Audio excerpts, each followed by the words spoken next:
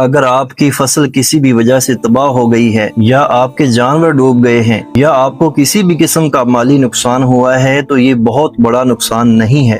بہت بڑا نقصان یہ ہے کہ انسان کی جان ہی چلی جائے۔ اگر جان سلامت ہے تو انسان سب کچھ واپس لا سکتا ہے۔ جن لوگوں کے بھی نقصانات ہوئے ہیں، اگر وہ ایک عمل کر لیں تو ان کے نقصان کی تلافی ممکن ہے۔ حدیث کے اندر آتا ہے، ام سلمہ رضی اللہ تعالی عنہا کا خامد فوت ہو گیا۔ وہ غم سے نڈال ہو گئی، ہر وقت روتی رہتی تھی۔ اللہ کے نبی ان کے پاس گئے اور فرمایا، اے ام سلمہ، یہ دعا پڑھو، اللہ تعالیٰ تمہیں اس سے بہتر عطا کرے گا۔ ام سلمہ نے اللہ کے نبی کا حکم مانا اور دعا پڑھنا شروع کر دی۔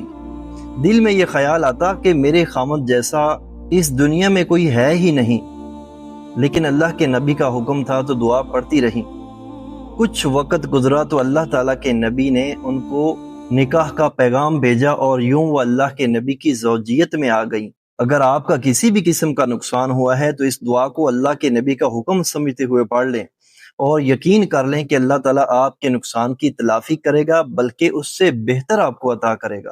انا للہ و انا الیہ راجعون، اللہم اجرنی فی مصیبتی واخلف لی خیرا منہا۔